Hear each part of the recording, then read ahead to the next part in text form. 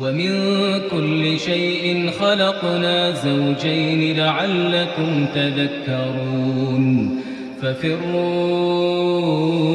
إلى الله إني لكم منه نذير مبين ولا تجعلوا مع الله إلها آخر إني لكم منه نذير مبين كذلك ما أتى الذين من قبلهم من رسول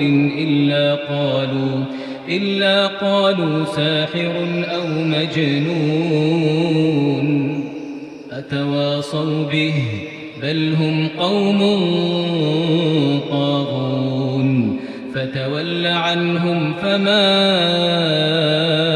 أنت بملوم وذكر فإن الذكرى تنفع المؤمنين وما خلقت الجن والإنس إلا ليعبدون ما أريد منهم من رزق وما أريد أن يطعمون إن الله هو الرزاق ذو القوة المتين واحد في صفاته قادر بأفعاله منفرد بكماله الله جل جلاله خالقي أنت بارئي مصوري كيف شئته في تكوين حسنتني الله جل جلاله يا ربي الله انصرنا وارحمنا فأنت راحم أبعد عنا عدونا إبليس وجنوده وقاية الله أغنت عن مضاعفة من الدروع وأنعال من الأتم وقاية الله أغنت عن مضاعفة من الدروع وأنعال من الأتم وقاية الله أغنت عن مضاعفة من الدروع وأنعال من الأتم من الدروع وأنعال من الأتم لقد جاءكم رسول من أنفسكم عزيز عليه ما عنتم حريص عليكم بالمؤمنين رؤوف رحيم فإن تولوا فقل حسبي الله لا إله إلا هو عليه توكلت وهو رب العرش العظيم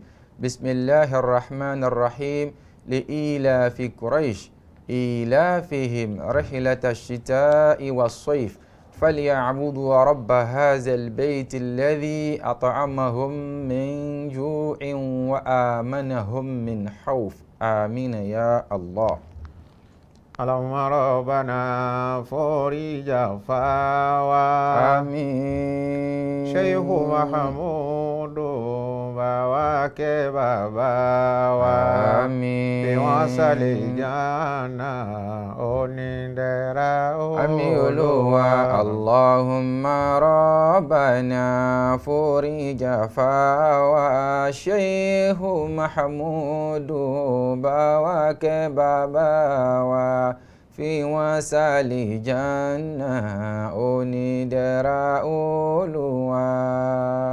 tọ́ra kọ́ wa ní kéwú tí a fi ríran. àlá tí a fi ríran. wọ́n tún kọ́ wa lẹ́sìn tí a fi mọ̀nà. àlá tí a fi mọ̀nà. fi wọ́n sàlìjánà onídẹ̀ra àmì Olúwa Allahumma rabbana furija fáwa Sheikhu Mahmudu báwa kẹ́ bàbá wa fi wọ́n sàlìjánà onídẹ̀ra Olúwa. Iṣẹ́ ta fi rán bàbá ní ká kọ́ mà ní kéwú. Ká ṣàlàyé ẹ̀sìn fúnjọ lèyí tó pọ̀ tí wọ́n ṣe. Fi wọ́n sàlìjánà onídẹ̀ra Olúwa. àmì Olúwa Allahumma rabbana furija fáwa Sheikhu Mahmudu báwa kẹ́ bàbá wa fi wọ́n sàlìjánà onídẹ̀ra Olúwa. Ẹ̀tọ́ wa láìrí wọn máa ká ṣàdúrà fún wọn ni. bẹ́ẹ̀ni báyé bàbá ti dára kọ̀run ó dájú bẹ́ẹ̀ lọ gbogbo tán fi sílẹ̀ lọ kó má bàjẹ́ Olúwa. ilé ẹ̀kọ́ wọn Amẹ́ríkà sí mọ́sálásí Bùsọ̀ìrì ìlàlẹ́ àmàmì ìwájú ní kó àmì Olúwa Allahumma rabbana furija fáwa Sheikhu Mahmudu báwa kẹ́ bàbá wa fi wọ́n sàlìjánà onídẹ̀ra Olúwa. Amina ya Allah. A dúpẹ́ fún Ọlọ́run. Alhamdulillah. A tún ọpẹ́ dá fọ́lọ́run. Alhamdulillah. A dúpẹ́ pẹ́ òkun fọ́ba Olúwa. Alhamdulillahi rabbil alamin. Bàbá ní ẹgbẹ̀rún ahọ́n. A fi dúpẹ́ fọ́lọ́run ọba ní. Alhamdulillah. Torí oore tí Ọlọ́run ọba ń ṣe fẹ́ dà. Oore àwa àdáni. Ọlọ́run ọba ò fi ọlá rẹ̀ kó fi ṣe bìkan. Allahu akbar. Gbogbo wa lásùn. Bàbá lọ dùbúlẹ̀ àmàgò tá ti sùn. Nígbà bá wá jí sáyé tán la ṣẹ̀ṣẹ̀ wá mara wa. Olórí ìlú leléyìí. Àfáà ni mí, ìmáàmù ni mí, aṣíwájú ìjọ kan ni mí, alágbára kan ni mo jẹ́. Ìgbà tá a jí sáyé a padà ríra wa ni. A dúpẹ́ fọ́lọ́run. Alhamdulillah.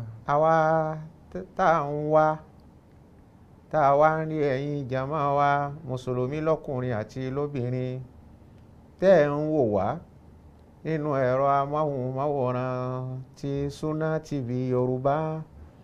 Àwa la máa wá ní ti dáadáa. Amina. Ẹ̀yin náà láàsì máa bá ní dáadáa. Àmín. Ọ̀rọ̀ Ọlọ́run là ń pera wa sí láàjọ wa ń sọ fúnra wa.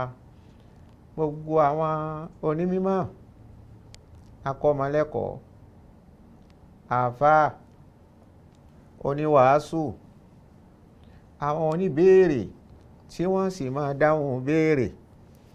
Gbogbo ìgbàkígbà tí ẹnu tá a bá máa sọ̀rọ̀ kọ́lọ́hún kó máa gbẹnu ẹnìkọ̀ọ̀kan wa sọ. Àmín. Ká má ṣì wí ká má ṣì sọ. Àmín. Gbogbo ohun tí ó bá sì jáde lẹ́nu wa kó jẹ́ ìtì tó jẹ́ ọ̀rọ̀ Ọlọ́run. Àmín. Ọ̀rọ̀ tànàbí Muhammadu. Sallallahu alayhi wa sallam.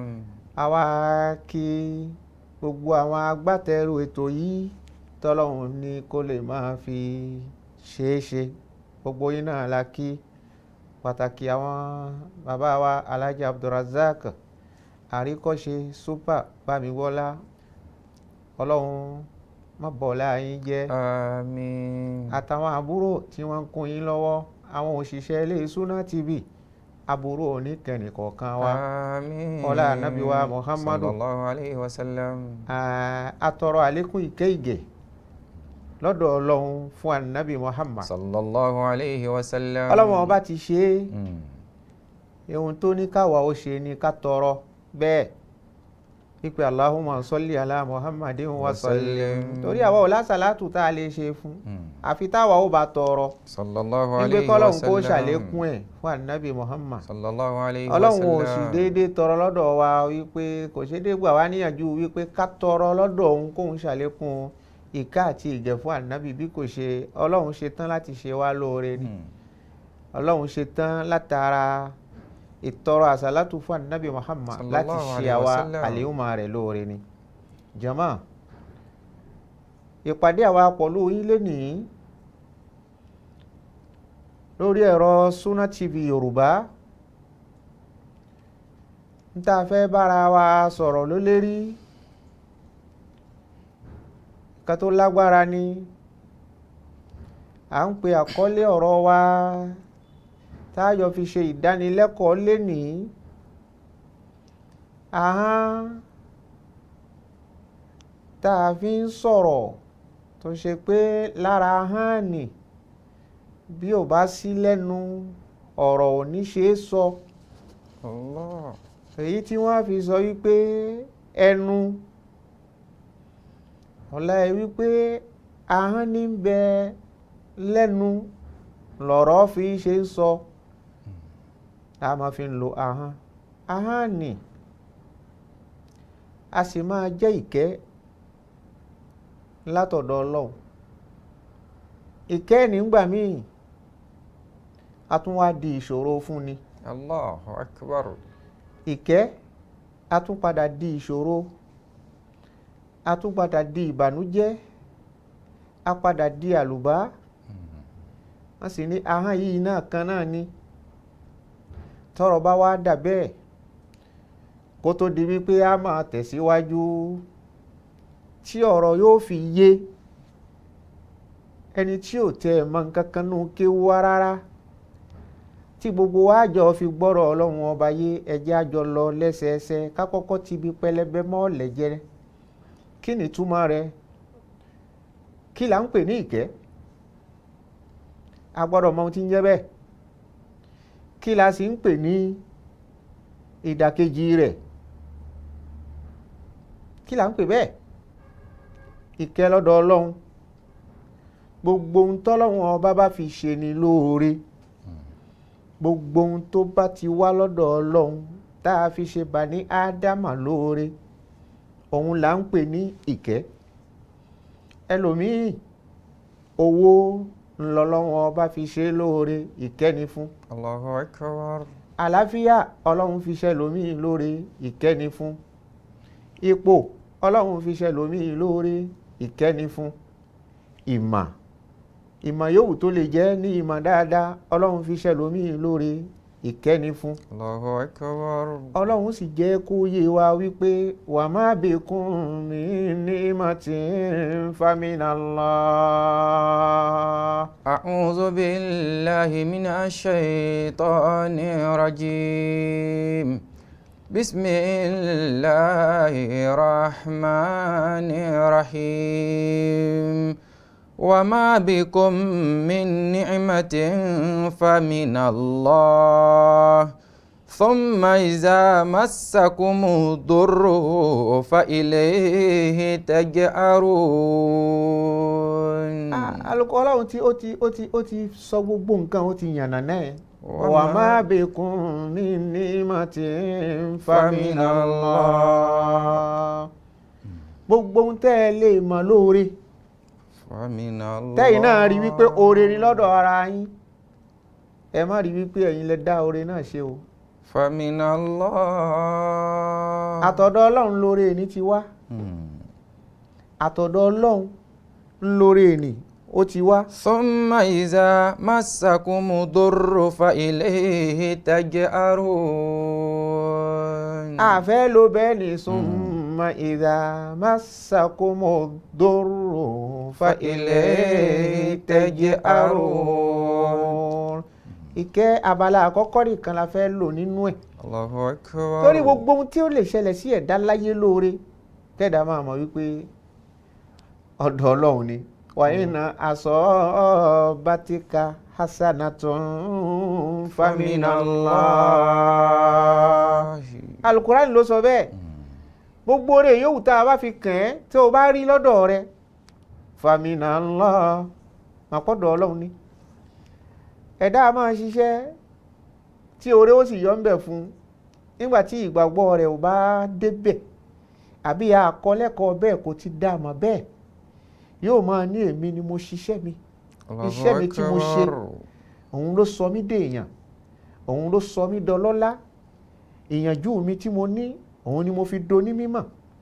Àìmọye èèyàn tó gbìyànjú láyé láti jẹ́ olówó ó tà ó rà ó ṣe gbogbo ẹ̀ ó ṣe nú òkùnkùn ó ṣe nú ọ̀làjú kò dolówó. Allahu Akbar. Ẹlòmíì ò sì ṣe wàhálà tó kò ná wàhálà kan fún ó sì dolówó. Ẹlòmíì ìwé mélòó ló a kà dìplọ́mù mélòó ló a ní ọlọ́run sì ní kí ìmọ̀ rẹ̀ kó kárí ayé. Allah. nígbà tí ọlọ́run ọba ṣe ìbùkún tá a mọ̀ sí àlùbáríkà nígbà tó ọlọ́run fi sínú àlámọ̀rí ẹ̀ ó gbòòrò yóò máa wá sọ̀rọ̀ bí ẹni wípé òun ló ní mímọ̀ ju gbogbo ayé lọ. Ayé ó máa fẹ́ gbọ́ báyé bá sì ti ń fẹ́ gbọ́ yẹn ni ẹni táyé ń gbọ́ kó má rí rẹ̀ nírìí wípé èmi ni mo máa ṣe ìgbà táwọn tọ̀hún ò máa ṣe láyé ò fi gba tiwọn kò rí bẹ́ẹ̀. Allahu Akbar. mímọ̀ ṣe rẹ tọlọ́hun ni àìmọ̀ ṣe àwọn onítọ̀hún ọlọ́hun náà ni àìmọ̀ ṣe wọn kò pé kí wọ́n àwọn ò gbìyànjú mímọ̀ ṣe tìyẹ ìyànjú rẹ kọ́ inú fífẹ́ tọlọ́hun ọba ni. Allahu Akbar. kò wá sẹ́ni tọlọ́hun ọba ò ṣe é fún bó ṣe ṣe oore ni fún mùsùlùmí bẹ́ẹ̀ ló ṣe é fún kèfèrí òun ló fà á ìkẹ́ látọ̀dọ̀ ọlọ́run ọba sí àwa Bani Ádámà ó lè jẹ́ ìkẹ́ tó hàn ó sì lè jẹ́ ìkẹ́ tó pamọ́. Ìkẹ́ tó hàn ọlọ́run ọba máa ṣe fún gbogbo wa ní látòkè délẹ̀. Mùsùlùmí yóò rí inú ìkẹ́ náà kèfèrí yóò rí inú ìkẹ́ náà kìrìyó yóò rí inú ìkẹ́ náà àwọn ẹlẹ́sìn àbáláyé àwọn náà wọ́n rí inú ìkẹ́ náà. Ẹ wò ó ilẹ̀ tí ń ṣú ìkẹ́ ọlọ́run ni fún gbogbo wa. ń ṣú lé mùmínì lérí ń ṣú lé kèfèrí lérí ń ṣú lé ẹni tí ò gbọ́ lọ́wọ́n ọba gbọ́ rárá ń ṣú lé wọn lérí ń ṣú lẹ́ni tí ò tẹ́ lẹ́sìn kan rárá ń ṣú lé wọn lérí. Ọ̀sán bórùn bá ràn àràn parí gbogbo ayé ni àràn fún gbogbo wa ni. Bí òjò bá fẹ́ rọ̀ òjò á rọ̀ fún gbogbo ayé ni bórùn bá fẹ́ mú òrùn á mú fún gbogbo ayé ni. Àwọn nǹkan kan ń bẹ bẹ́ẹ̀ tọ́lọ́wọ́n ọba ó ti ṣe bẹ́ẹ̀ níṣe wípé ìkẹ́ ni'matun zahira ìkẹ́ tí gbogbo wa á jọ pinnu ẹ̀ ní zahira yẹn òun náà ń pè ní ni'matun dunyawiyya. ẹ̀rí tó bá wá kan ni'ma diniya nísìn òun náà ń pè ní albatiniya ni'ma batiniya donc irú èyí ni ń já sí wípé ẹni tọ́lọ́wọ́n ọba bá fọ̀nà mọ́ nìkan ìkẹ́ tẹ̀sìn ẹni tọ́lọ́wọ́n bá fi mọ́ nìkan òun ló lè máa lọ lérí ọwọ́ bẹ́ẹ̀ tí ò ní ìdààmú tí ò ní wàhálà náà ló fà á ihun tí èèyàn fi ń jẹ́ kí ìkẹ́ tọ́lọ́hun ọba ṣe fún ni àwa tá a bá jẹ́ mùmíní kí ni mú ìkẹ́ ẹ̀nì tọ́lọ́hun ọba ṣe fún ni kí ni mú dúró kí ni mú kì í mú parẹ́ láyéláyé òun náà ni ṣukuru hazihi ni'am ká dúpẹ́ oore ni tọ́lọ́hun ọba ṣe fún ni tá a bá mọ iye ẹ̀ á dúpẹ́ rẹ̀ fọlọ́hun bí ẹ̀dá bá dúpẹ́ rẹ̀ oore a máa dúró ni ká mọ̀ wípé ẹnìkan ló ṣe irú oore náà báyìí ká sì wá mójútó ká mọ̀ wípé ó yẹ ká ṣọ́ oore náà téèyàn bá wá aṣọ ihun tí wá ń jẹ́ kí oore ẹni kó parẹ́ òun náà ní kí ni àìmọyì oore náà àìfẹ́ gbà wípé ọlọ́run ọba ló ṣe wọ́n sì sọ wípé àṣukúrú qaidun lin-ni'ami al-mawjuda. Mashallah. tá a bá dúpẹ́ ìdúpẹ́ ẹni oore tó lọ́run ti ṣe fún ni atúndé mọ́lẹ̀ fi kúnnú ni adé oore ẹni mọ́lẹ̀ ni àjẹ́ kó lọ wasaidun lin-ni'ami al-mafquda.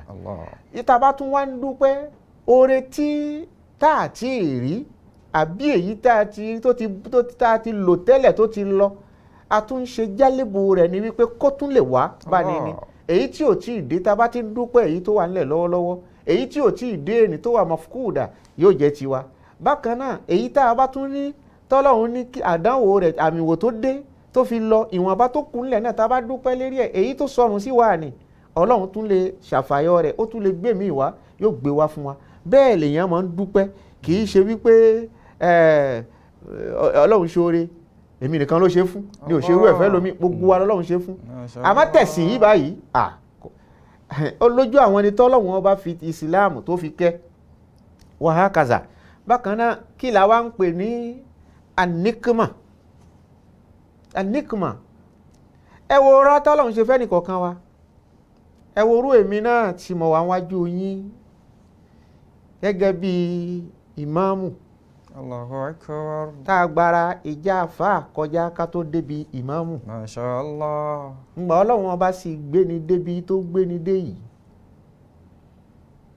tí àwa fúnra wa iṣẹ́ wa yìí tá a gbé dání iṣẹ́ tó gbẹlẹgẹ́ ni iṣẹ́ ọlọ́run ní lóòótọ́ àmọ́ iṣẹ́ tó gbẹlẹgẹ́ ni tá a bá tún wá ń dẹ́ṣẹ̀ tá a bá tún wá ń gbẹ́sẹ̀ síbi tọ́lọ́run ò fẹ́ ká gbé sí ntọ́lọ́run ọba ò fẹ́ ká fẹnu wí táwa náà wá ń fẹnu wí ibi tí ò yẹ ká dé tá a bá wá ń dé bẹ̀ oore tọ́lọ́run ọba ṣe fún wa ní tí ń dùn mọ́ wa yóò sì mọ iyọ́ bọ́rọ́ Allah.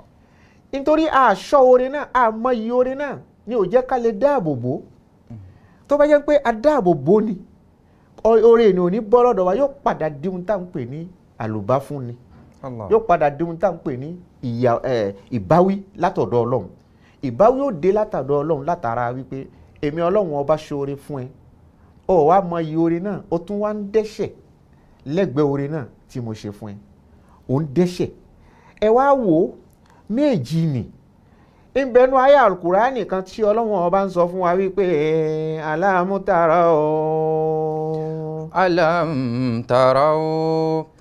ألم تروا أن الله سخر لكم ما في السماوات وما في الأرض وأسبغ عليكم نعمه ظاهرة وباطنة وأسبغ عليكم نعمه ظاهرة وباطنة ومن الناس من يجادل في الله بغير علم ولا هدى ولا كتاب منير àti nímà zahira àti nímà bátinà méjì ọlọ́run ọba kó pọ̀ sínú àyà yìí àti ẹni tó mọ iye oore náà àtẹni tí ò mọ iye oore náà ọlọ́run ọba kó gbogbo ẹ̀ síbẹ̀ alam tarau anna Allaha sakhara lakum ma fi samawati wa ma fil ardi. níbẹ̀ ni alam tarau. ọlọ́run ti lè lò fún ànábì nìkan alam tara olójú ibi tọ́lọ́run lò fún ànábì sí pé alam tara àmọ́ ọlọ́wọ́ ọba ń fẹ́ kí ànábì kó káyà ní káwa náà ká máa rí fúnra wa alam tarau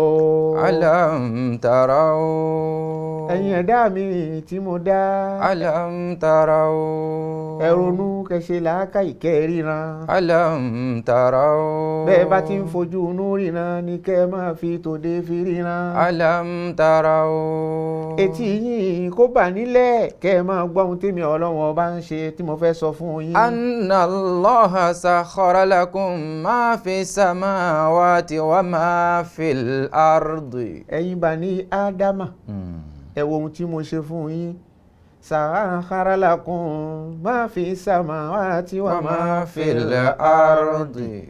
gbogbo ohun tí mo dá ìyàtọ̀ sí ènìyàn gbogbo ohun tèmi ọlọ́run ọba dá yàtọ̀ sẹ́yìn ènìyàn mo tẹ̀ wọ́n lérí ba fún yín. Allah. ní sánmà àti lórílẹ̀ lálàfo sánmà sílẹ̀ mo tẹ̀ àwọn nǹkan wọn ni mo tẹ̀ wọ́n lérí ba fún yín. wa asbaga alaykum ni'amahu zahiratan wa batina. ìkẹ́ tèmi ọlọ́run ọba ìfi ṣebi kan èyí tó pa gbogbo yín pọ̀ gẹ́gẹ́ bí ẹni ẹ̀dá tí mo dá mo ṣe fún yín. èyí tó tún wá jẹ́ àwọn ẹni ẹ̀ṣà alladhina istafayna min ibadina summa awrasna alkitaba alladhina istafayna min ibadina. àwọn tèmi ọlọ́run ọba tí mo dá ṣàlẹ́ṣà wípé tó ẹ̀yin yìí báyìí tèmi lẹ́ẹ̀ máa ṣe mo pé gbogbo aráyé lóòótọ́ àmọ́ òyìn tẹ́ ẹ dá mi lóhùn mo wá fi àṣẹ sí wípé ẹ ní ṣe nǹkan mi ohun tó ti lè mú yín dá mi lóhùn òun ni ẹ ní ṣe nǹkan mi ànábì mi òjíṣẹ́ mi tí mo fi ránṣẹ́ ó pè yín sí tèmi ọlọ́run ẹ sì dá a lóhùn ǹjẹ́ èmi ọlọ́run ọba ni mo ti wá ṣe é fún yín pé tèmi náà lẹ́ẹ̀ máa ṣe ká lè wá ṣe tọ́lọ́run ọba ọlọ́run gbé àwọn òfin kan kalẹ̀ tó yẹ pé a gbọ́dọ̀ tayọ ẹ̀ tí a ní fi jìn sọ́fì lọ́dọ̀ òun ọlọ́run ọba ó wá ní wàmínà náàsì man yujadilu fillahi bighairi ilmin wala hudan wala kitabin munir. wàmínà náàsì man yujadilu fillahi bighairi ilmin wala hudan wala kitabin munir. ìsàdà ibi tí àwọn kan gbé mọ iyì ọlọ́run tí wọ́n lè dúpẹ́ oore ní fọlọ́run àwọn kan kọ̀ kódà ẹlòmíì tẹ́ ẹ sọ pé kí là ń ṣe ìsìlámù náà sí. ọlọ́run gan alára kò fẹ́ sí ọlọ́run gan alára òun kọ́ ló lẹ̀sìn tá à ń sìn àwọn ẹ̀dá àwọn ni wọ́n gbé ẹ̀sìn kalẹ̀ ìrònú àwọn Bani Ádámà ẹni ìsìlámù fi wà ǹjẹ́ tí ẹ̀dá kan bá ti ń ṣe ìsìlámù tóun náà bá ń fetí ara rẹ̀ gbọ́ gbogbo nǹkan tí wọ́n ń sọ ni o yóò padà wá rí wípé òun gan alára òun ó jìn sọ́fìn ọ̀nà tá a bá ti wá padà wá a máa tẹ̀síwájú Allahumma rabbana forija fáwa Sheikh Mahmudu bàwá kẹ́ bàbá wa bí wọ́n sàlẹ̀ jánà onídẹ̀ra Olúwa. Allahumma rabbana forija fáwa Sheikh Mahmudu bàwá kẹ́ bàbá wa fi wọ́n sàlẹ̀ jánà onídẹ̀ra Olúwa. Assalamu alaikum warahmatullahi wabarakatuh. Ìkànnì tẹ́ ń wò yìí náà ní ìkànnì Sunna TV níbi tí àwọn onímọ̀ ti ń tẹ ìmọ́lẹ̀ sórí ẹ̀sìn Islam látọ̀rí Sunna TV ìmọ́lẹ̀ nínú sunna nabi Muhammad sallallahu alayhi wa sallam. Ní gbogbo ìgbà ní kẹ́ ẹ máa wò wá tí ẹ sì máa rí ẹ̀kọ́ ẹ̀sìn kọ́ lórí ìkànnì yìí náà ni o.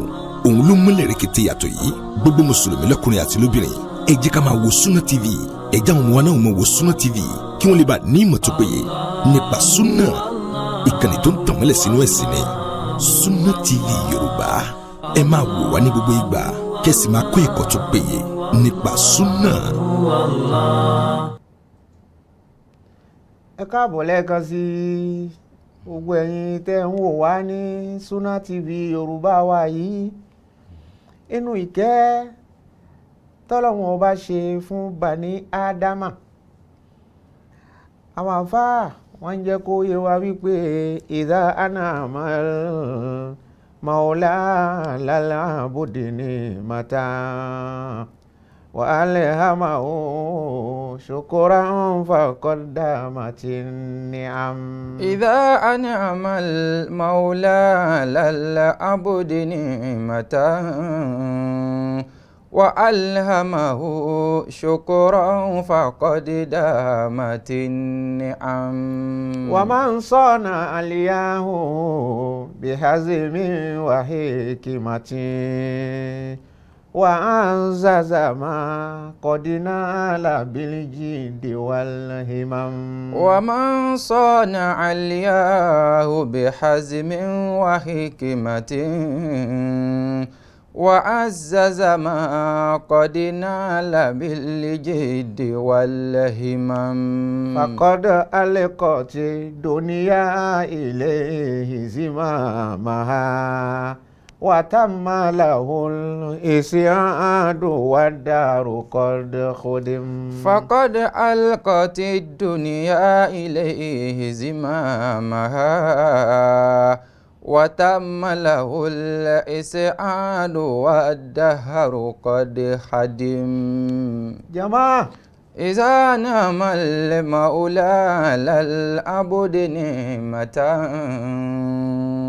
gbogbo kẹ yòówù tọ́lọ́hun lè ṣe fẹ́rú ìzá an'ama al-mawla ala al-abdi ni'matan. ìkẹ́ yìí yòówù ó lè ṣe nù kẹ́ tọ́lọ́hun lè ṣe fún Bani Ádámà tó lè ṣe fẹ́rú pàtàkì àwa tá a jẹ́ mùsùlùmí àwa ló yẹ ká mọ iye oore jù wa alhamahu shukran faqad damatin ni'am. bọ́lọ́run bá tún wá ní kí ẹrú ní kó mọ yìí ọlọ́run fọ̀nà mọ́ á débi wípé kó mọ yìí oore kó lè dúpẹ́ oore ní fọlọ́run ọba ìkẹ́ẹ̀nì kó lè dúpẹ́ rẹ̀ fọlọ́run ó mọ̀ pé ó ti so oore ní mọ́lẹ̀ ní damatin ni'am. ومن صانع الياه بحزم وحكمة. bẹ́ẹ̀ni bá ní àmójútó ẹ̀ tí ò jẹ́ kí nǹkan burúkú kó kan orin náà tí bá mójútó tó ń ṣe gbogbo nǹkan tọ́lọ́wọ́n bá ní ká ṣe nídìí ẹ̀. Allah wa azaza ma qad nala bil jiddi wal himam. ó sì wá tún wá dé mọ́lẹ̀ ó rí pé wàhálà ó ná wàhálà ń bẹ pẹ̀lú gbogbo ọgbọ́n tó fi ń ṣọ́ tí ò fẹ́ kí aburú kó tún kan orin náà kélé ní kó dà mọ̀ wípé fàkọ́dé alẹ́kọ̀ọ́ ti dúníyà ilé ìzímàmà. ilé ayé gan alára gan ayé pàápàá tá a wà nú ẹ̀ òun gan alára ni ó fa ìjánu ayé ni pàápàá ni ó fa ìjánu ara ẹ̀ lónítọ̀hún lọ́wọ́ ìyẹn ni wípé onítọ̀hún yóò máa lùdé yóò sì máa pàdé ìtìlé ayé yóò mọ ohun tó tọ́ yóò sì mọ ohun tí ò tọ́ yóò mọ èyí tó ṣe tó yẹ kó ṣe yóò jìnnà sí èyí tí ò yẹ gbogbo nǹkan wọn ni tẹ́ ẹ̀dá bá ti mọ yìí pé ọlọ́run ló ṣe yìí agbára mi kọ́ ni mo ṣe yìí ìmọ̀nà máa ń bẹ fún ni láyé ni àtọ̀rọ̀ ni máa ń padà jẹ́ fún ni. wàtàmàlàhùn ìṣèhàdù wà dàhàrù kọ́dé hadim. ìzàn tọrọ bá wà dà bẹ́ẹ̀ ìzàn oríire máa jẹ́ tiẹ̀ nílé ayé gbogbo ohun tí ń jẹ́ ayé nìgan alára wọ́n máa wá aṣẹ́rú sí wọ́n máa aṣẹ́rú sí bí ẹni wípé òun ló máa ṣe èyàn pé wọ́n máa wárìrì fún ní jẹ́ bẹ́ẹ̀ kì í ṣe pé wọ́n máa sí bá ṣe ń sin náà wọ́n máa wárìrì fún wọ́n máa fún ní gbogbo ọ̀wọ̀ jàmá ìkẹ́ pọ̀ lọ́dọ̀ ọlọ́run tó dáa lóòótọ́ léyìí tó ragbá mi ìkẹ́ lọ́dọ̀ ọlọ́run léyìí tó ragbá mi inú àwọn ìkẹ́ tó ragbá mi lẹ́yìn Islam òun náà ni ahọ́n yìí tọ́lọ́run ṣe fún wa. Allah. ahọ́n yìí náà tọ́lọ́run ṣe fún wa yìí la hawla wala quwwata illa billah aliyyil azim. àfáà kan ó tẹ̀ jẹ́ ọlọ́run ní oore tóun ṣe fún wa wa in ta'uddu ni'matallahi la tuhsuha. ta ló lè ka iye oore ni tọ́lọ́run iye ìkẹ́ tọ́lọ́run bá ṣe fún ẹ̀dá la tuhsuha kò sẹ́ni tó lè sọ tán kódà ẹni tí ò tí ì lówó lọ́wọ́ tí ó máa lé owó yóò ṣe bí ń pọ́ ọlọ́run ò ṣeun lóore ni ọlọ́run sì ṣèkẹ́ fún wọn náà tó yẹ kó o lè dúpẹ́ lérí ẹ̀. àmọ́ ìgbà tí ò tí ì ní bíi lágbájá lọ́dọ̀ ẹ̀ ọlọ́run ò ṣe nǹkan kan fún ìgbà tí ò tí ì dé irú kò tí lágbájá wà lọ́dọ̀ ẹ̀ ọlọ́run ò tí ì ṣe nǹkan kan fún ni. kò rí bẹ́ẹ̀ àfà kan jẹ́ kó tẹ̀ yé wa wípé iza manaha Allahu al-insana ni'aman aziman ẹ̀rí ọlọ́run inna Allaha ta'ala manaha lil insani ni'aman azima ọlọ́run ó ṣe ọ̀pọ̀lọpọ̀ ìkẹ́ tó pọ̀ ó ṣe fún bani Adam wa min a'zamiha ba'da al-islam èyí tó tún dá lẹ́yìn Islam tọ́lọ́run ṣe fún bani Adama òun náà ni ọlọ́run fún ní an-nutqu bil-lisan. Allahu akbar. ká máa fi ahọ́n fi sọ̀rọ̀ ọ̀rọ̀ ẹni pé ahọ́n yìí ọ̀rọ̀ là á fi ń sọ ọ̀rọ̀ tá a sì ń sọ ni wa hadha al-lisan ahọ́n ni tẹ́ẹ̀rí ni silahun zu haddayn. Allahu akbar. idà olójú méjì ni idà èyàn pé abẹ olójú méjì ni tá bá ti lè ní abẹ tẹ́ mọ̀ pé nǹkan tó mú ní jẹ́ bẹ́ẹ̀ abẹ ohun tó mú ni silahun zu haddayn abẹ abawẹ́ méjì ni abẹ tó mú abawẹ́ méjì ni bí ẹ̀dá bá lò ó tó bá lò ó dáadáa fa in istukhdima fi ta'atillah ẹni bá lo ahánì sí ìtẹ̀lé tọlọ́hun tó lò ó fún ọlọ́hun tó fi ń gbọ́nà fọlọ́hun ka qira'atil Qur'an yìí kéèyàn máa ka al-Qur'an wal amri bil ma'ruf ká gba níyànjú àti ṣe dáadáa ká sì jáni lọ́wọ́ ìbàjẹ́ tí kìí ṣe tipátipá tí kìí ṣe ti jàgídíjàgan tí kìí ṣe ti wàhálà ọlọ́run ní ká gbìyànjú ká pèèyàn sí di nǹkan dáadáa donc tá a bá pèèyàn sí di nǹkan dáadáa tá a bá fẹ́ pè sí di nǹkan dáadáa a nífẹ̀ẹ́ pèlè fún wípé tó o bá ṣe o nǹkan báyìí ni ó ṣẹlẹ̀ sí ọlọ́run gan lára tó tẹ̀ pa wá láṣẹ wípé ká ṣe nǹkan kan ọlọ́run ṣe àwọn nǹkan lọ́ranyàn fún wa ni àmọ́ kò jẹ́ wá nípa láti ṣe. Allahu akbar. ìmọ̀ bí yorùbá mi bá yé yín. Hayakumullah. ọlọ́run ṣe àwọn nǹkan kan lọ́ranyàn fún wa ó pa wá láṣẹ ó ṣe àwọn nǹkan kan lọ́ranyàn fún wa àṣẹ wípé ìrun ni kẹ́ ẹ máa kí ọ̀ranyàn ni ó sì pa wá láṣẹ wípé ká kí ọ̀ranyàn ni àmọ́ kò jẹ́ mí nípa pé kí n kí. Allah. ẹ jìnnà sáwọn nǹkan báyìí ẹ jìnnà sáburú ọ̀ranyàn ni ká jìnnà sí àṣẹ ni látọ̀dọ̀ ọlọ́run àmọ́ ọlọ́run ò jẹ́ mí nípa. Ya salam. kò mú mi tipátipá nítorí ó mọ̀ wípé ohun tó fa tóun ò fi mú mi tipátipá ó mọ̀ wípé mo ti gbọ́rọ̀ tóun wí àṣẹ tóun pa mo gbọ́ mo létí mo ní làákàyè ó mọ̀ pé ń padà wá báwọn náà ní lẹ́sẹ̀ ògbèjì ó mọ̀ pé ń padà wá báwọn ibi tí mo gbé ṣe tí ì gbọ́ ọlọ́run yóò yọ gbogbo ẹ̀ fún mi rò ní òfin jáun pátá ní òfin ṣe wàhálà bí ọlọ́run bá fẹ́ báyàn kan wí ó lè lo ìbáwí ilé ayé fún yóò lo ìbáwí ilé ayé fún gbọ̀nà tóun bá fẹ́ àmọ́ èmi ó kàn jíṣẹ́ ọlọ́run ni èyí lè jẹ́ nípa innaka la tahdi man ahbabta walakinna Allaha yahdi man yasha. ẹni tí wọ́n bá fẹ́ kó mọ̀nà o kò lè mọ̀nà kódà kó jẹ́rẹ́ ẹ nípa kó wàhálà lé ayé ba bí ò bá ní mọ̀nà kò ní mọ̀nà kò sí ohun tó lè ṣe sí mọ́ wulẹ̀ jẹ̀yàn kan nípa nítorí ànábì gan alára wọn náà ò jẹ̀yàn ń pa. sallallahu alayhi wa sallam. wí fún wọn lọ́lọ́wọ́n ọba wí tó o bá wí fún wọn yìí ní kó o lọ́ọ́ ṣọ́ wọn ní o lọ́ọ́ ṣọ́ wọn báwo ni ọ̀rọ̀ tó wí fún wọn ní ohun tó pa wá láṣẹ ẹ̀ ní báwo ni wọ́n ṣe ń ṣe é gbà ìran wa ànábì wípé kó o lọ́ọ́ ṣọ́ wọn ẹ wí fún wọn ẹ fi pẹ̀lẹ́pẹ̀lẹ́ kẹ́ ẹ fi fà wọ́n.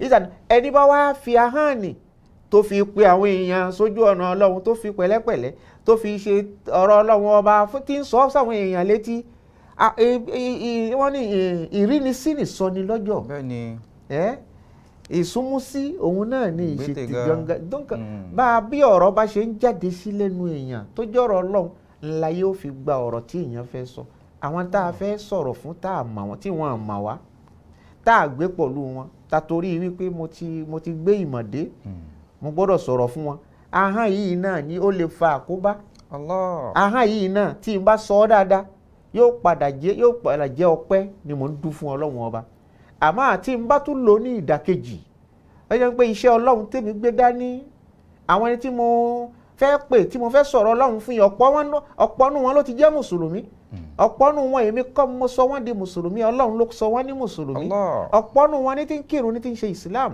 tí n bá wá mú ahọ́n mi yìí náà gẹ́gẹ́ bí tèmi ni mò ń sọ àti ìsọ tẹ̀yìn ẹ̀yin tẹ́ kì í ṣe àfáà tẹ́ ì ṣe ìmáàmù tẹ́ ì ṣe ọlọ́run ọba ẹnì kọ̀ọ̀kan wa náà lọ́lọ́run ọba ń bá wí àmọ́ pàtàkì èmi jù ahọ́n yìí náà tí mo fi sọ̀rọ̀ fáwọn èèyàn tí wọ́n fi gbọ́tọ̀ ọlọ́run ahọ́n yìí n tún gbọ́dọ̀ fi sọ aburúkú n gbọ́dọ̀ fi sọ burúkú n gbọ́dọ̀ fi sọ nǹkan tí yóò da ẹ̀dá náà làlùkùránì fi kọ̀ lọ́lọ́run kọ̀ fún wa wípé ẹnu tá a bá ti fi ń ṣàdúà a tún gbọ́dọ̀ fi ẹnu òní fi ṣépè ó ní àmọ́ ẹ̀dá bá a ti ṣe wà nìyẹn wayadi'u l-insanu bish-sharri du'a'ahu bil-khayri wa kana l-insanu ajula wayadi'u l-insanu bish-sharri du'a'ahu bil-khayri ẹnu tí ẹ̀dá fi ń bẹ lọ́wọ́ ọba ẹnu òní ní tún fi ń ṣépè ẹnu tí ẹ̀dá fi ń tọrọ oore lọ́dọ̀ Ọlọ́run ọba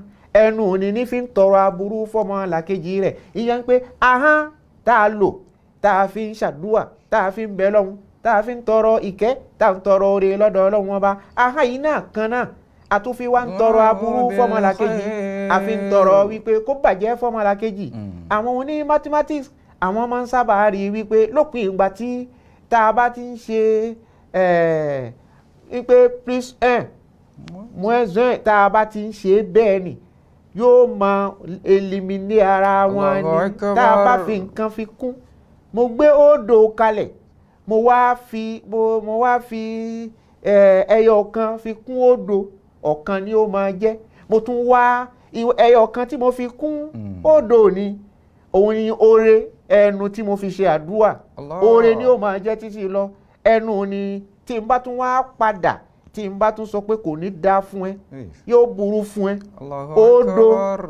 ẹyọ kan tí mo ti fún odò ni mo ti tún yọ kó nú ẹ tí n bá wá yọ nú ẹ kó nú ẹ kí ni ó kù fún mi yóò padà kú odò ìwà ní róore mọ́. ويدعو الإنسان بالشر دعاءه بالخير وكان الإنسان عجولا. ẹnu tó yẹ kí n fi sọ rẹ mo ń fi purọ́ mo ń jẹ́rìí èké gbogbo ohun tí ò rí bẹ́ẹ̀ mo ń bá wọn lọ́wọ́ nù wípé bó ṣe rí gangan nìyẹn èyí sì sí mbẹ̀ àbí kí n dédé màmá kí n ro àròsọ sọ́mọ làkejì nítorí ìbínú erí nítorí pé mo kórìíra ẹ̀ olú ẹ̀ pápá gbàgbé oore tọ́lọ́run ìwà fi ahọ́n fi sọ jáde ìmọ̀ wa purọ́ àwọn nǹkan tí ò da àbí kí n sọ̀sọ́kúsọ sọ́mọ làkejì lára ọlọ́run tẹ ẹnu ni tí a bá wá aṣọ yóò kó wàhálà bá wa Islam ń tó pè wá sí pàtàkì jù òun náà ni kí aṣọ ahọ́n wa ká má jẹ́ kí wàhálà kó ṣẹlẹ̀ fún wa alukurani jẹ́ kó yé wa wípé ma yalfizu min qawlin illa ladayhi raqibun atid. ما يلفظ من قول إلا لديه رقيب عتيد. ما يلفظ من قول إلا لديه رقيب عتيد. وإن عليكم كراما حافظين. وإن عليكم كراما كاتبين. يعلمون ما تفعلون. يعلمون ما تفعلون. وإن عليكم كراما كاتبين. donc náà ló fi já sí wípé gbogbo ọ̀rọ̀ tí a bá ti ń fi ahọ́n wa yìí sọ jáde ká mọ̀ wípé làdéhì raqibun atid. kì í ṣe pé màlẹ́kà kan ní ń jẹ́ rọ̀kíbù lọ́tọ̀ ni màlẹ́kà kan tún wá ń jẹ́ àtìdù àfi ròyìn ẹnìkan ni pé òun kan náà ni rọ̀kíbùn atid. hafizun ẹni tí ń ṣọ́ gbogbo ọ̀rọ̀ tó ń sọ òun náà ni àtìdù òun tí ń ṣọ́ ni òun náà ló fẹ́ máa kọ kalẹ̀. Allah. àfi ròyìn ẹni hafizun wa katibun yóò máa ṣọ́ gbogbo nǹkan ni yóò rí gbogbo ẹ̀ wa yaktubu yóò sì máa wá kọ gbogbo ẹ̀ kalẹ̀ náà Al-Qur'an fi sọ pé wa inna alaykum kiraman katibin. wa inna alaykum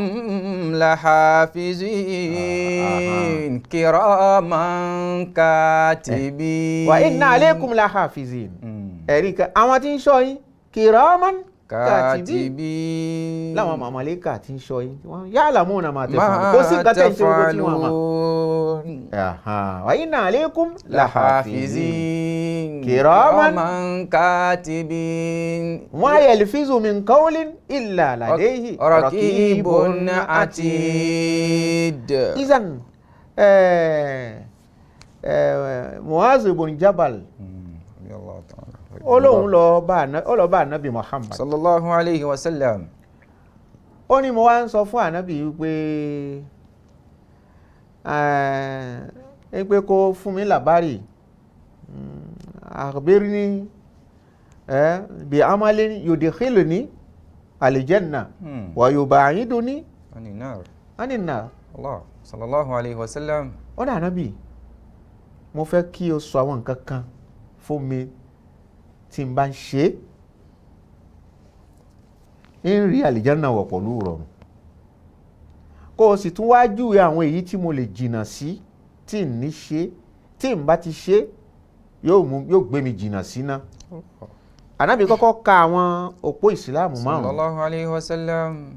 ó ka òpó ìsìláàmù ó ka márùn-ún fún ó tún wá fi àwọn nǹkan míì fi kún nígbà tó wá fi nǹkan míì tó fi kún ó ní ànábì wa ń sọ fún yín pé ala ukhbiruka bi malaki dhalika kullihi.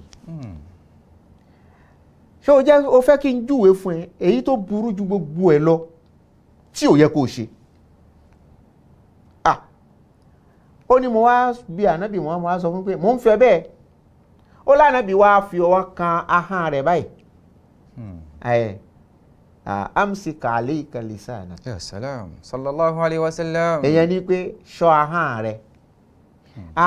rẹ̀ ó lè fi sọ̀rọ̀ kó gbayì ó sì lè fi sọ̀rọ̀ kó kàpùkù ahọ́n yìí ló yẹ kó ṣọ́jú ahọ́n yìí tá a fi sọ̀rọ̀ tá a fi ìkẹ́ni látọ̀dọ̀ Ọlọ́run ó tún lè padà di ìbáwí fún ni nígbà tá a bá ṣọ́ ohun tó yẹ kí a ṣọ́ tá a bá mọ ọ̀rọ̀ tó yẹ kí a máa fi sọ a bá wà nú ilé ká wà nú ẹbí a mọ irú ọ̀rọ̀ wo ló yẹ ká fi sọ tá a bá wá dé ọ̀gbagadì tá a wà láàrin ènìyàn a mọ irú ọ̀rọ̀ tó yẹ ká fi sọ àyíwá a mọ irú ọ̀rọ̀ lẹ́ni nísìn ẹ rí wípé àwọn ẹni tí ń fi ahọ́n wọn fi sọ̀sọ́kísọ jù láyé tá a wà lẹ́ni àwa àfáà tèmi ni àwa àfáà ìgbàlódé àwa àfáà tí mímọ̀ ti pọ̀ jù wá lọ débi wípé bẹ́ẹ̀ lómi bá ti lè pe sọ̀rọ̀ ọmọ kan tó ti lè yàtọ̀ sí ìmọ̀ tiwa èyí tá a fi ṣèwádìí tá a fi gbà á fi ahọ́n wa yìí náà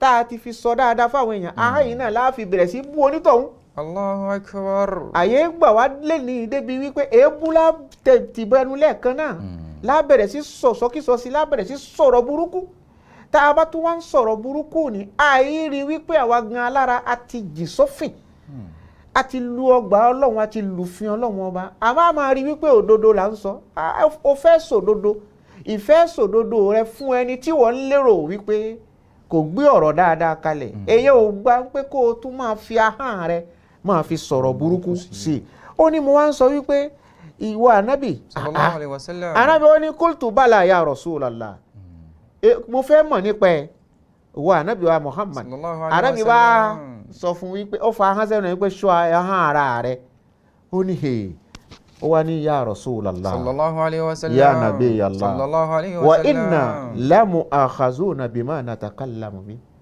èyàn ń pè ń tá a tún fẹnu ara wa sọ yìí náà ọlọ́wọ́ tó bá wa wí lérí ẹ̀ ànábì wa sọ fún wípé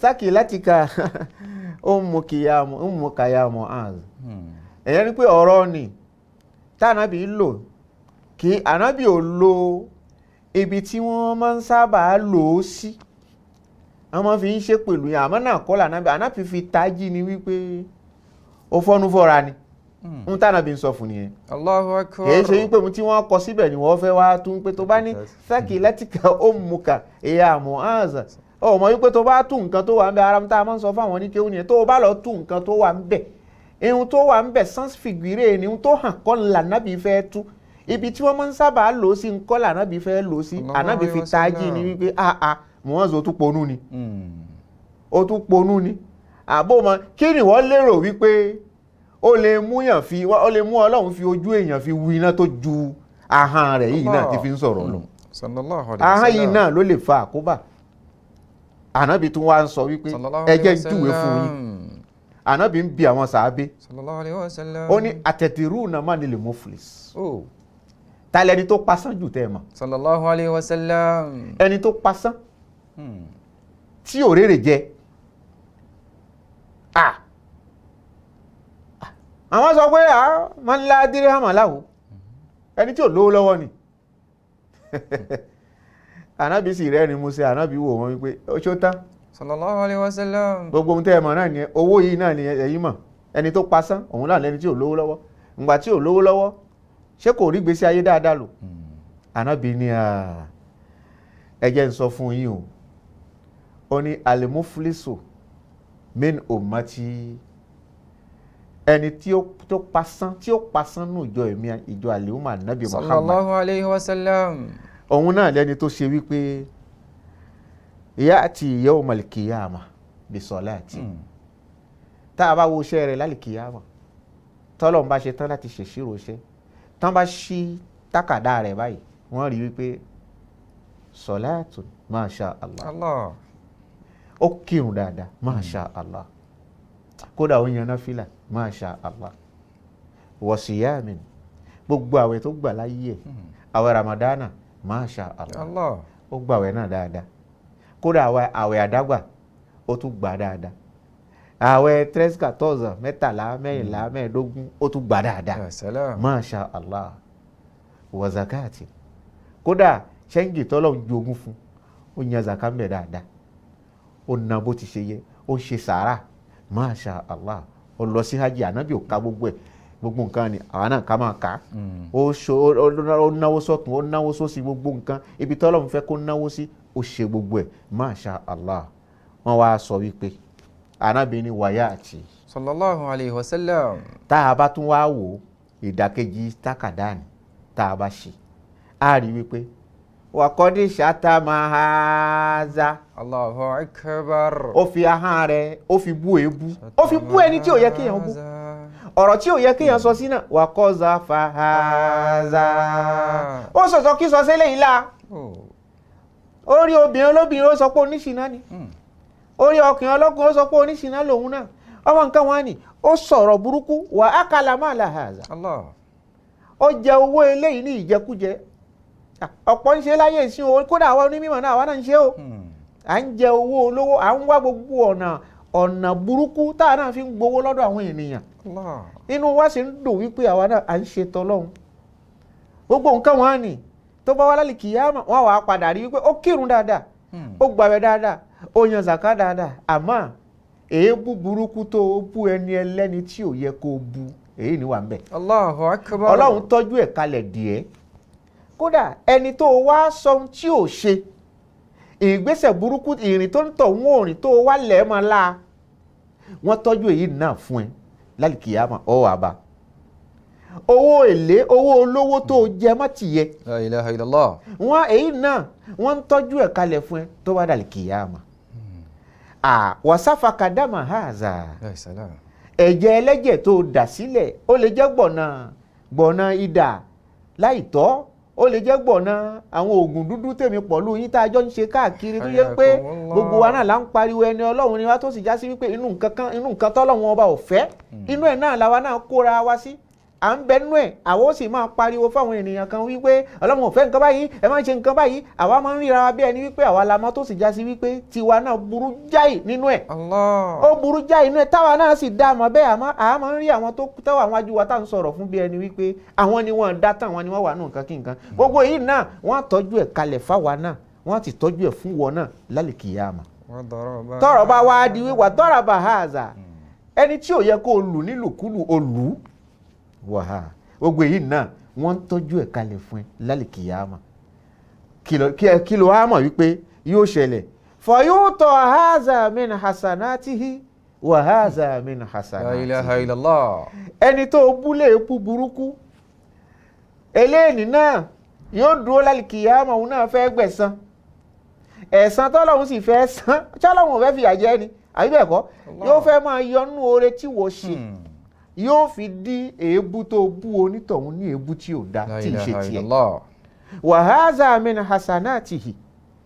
bákan náà ẹni tó sòṣì ọ̀rọ̀ sí lára obìnrin lóbìnrin tó sọ̀rọ̀ sí ẹni tí ò ṣe nǹkan kan tẹ́ ẹ wá ro àròsọ tẹ́ ẹ ro tẹ́ ẹ lẹ́mọ lára ẹ lẹ́mọ lára ó ti ṣe déédéé tó yẹ pé àbùkù èyí ni ó kan onítọ̀hún àìmọye obìnrin tá a ti pè lájẹ́ tó yẹ pé ìrònú wípé mo jẹ́ àjẹ́ wọ́n pè mí lájẹ́ ìrònú ẹ̀ ló mú jásàlì kìyà. Allahu akbar.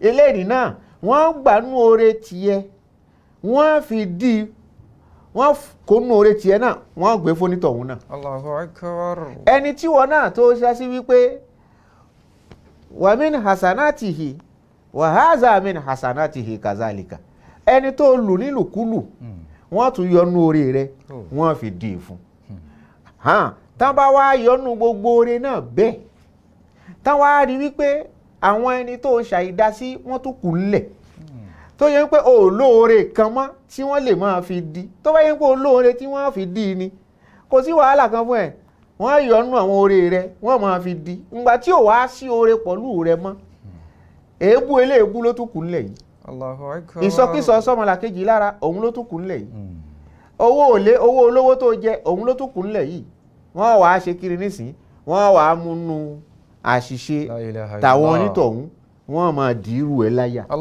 nínú gbogbo wọn bẹ́ẹ̀ wọ́n máa di gbogbo ẹ̀ lé ẹ lérí kí ló sún ẹ débẹ̀ ahọ́n rẹ tó fi sọ̀sọ́ kí sọ ní òun ló sún ẹ débẹ̀ náà fi sọ wípé ẹ jẹ́ ká ṣọ́ ahọ́n wa nítorí wípé ahọ́n èrè níbẹ̀ ti ṣe rí nì. ahọ́n wa la yaldaganaka innahu thuban. ìsàn ṣọ́ ahọ́n rẹ, ṣọ́ ahọ́n rẹ. Allahu akbar. torí wípé má jẹ́ kó da ìwọ sí ẹ lára, torí pé ahọ́n ni ìwọ ni o. ń já sí wípé ahọ́n ni bó ṣe jẹ́ ìkẹ́, ó tún lè ta hawala ìlà nikuma, ó lè padà jẹ́ àlùbá fún ni. ọlọ́run má ṣe bẹ́ẹ̀ ní tiwa. ọlá ànábì wa muhammadu àárí ọjọ́ mùsùlùkùn àní sọjù báyìí lọ. ọlọ́run ọba nìkan ló ní mímọ́, tó bá dìgbà mí ọjọ́ rẹ̀ á tún padà wá ríra wa. Allahumma rabbana forí ìjà fáwa. Àmín. Sheikhu Mahamudu bá wa kẹ́ bàbá wa. Àmín. fi wọ́n sàlẹ̀ yànnà onídẹ̀ra olúwa. Àmín Olúwa. Allahumma rabbana forí ìjà fáwa. Sheikhu Mahamudu bá wa kẹ́ bàbá wa. fi wọ́n sàlẹ̀ yànnà onídẹ̀ra olúwa. Allah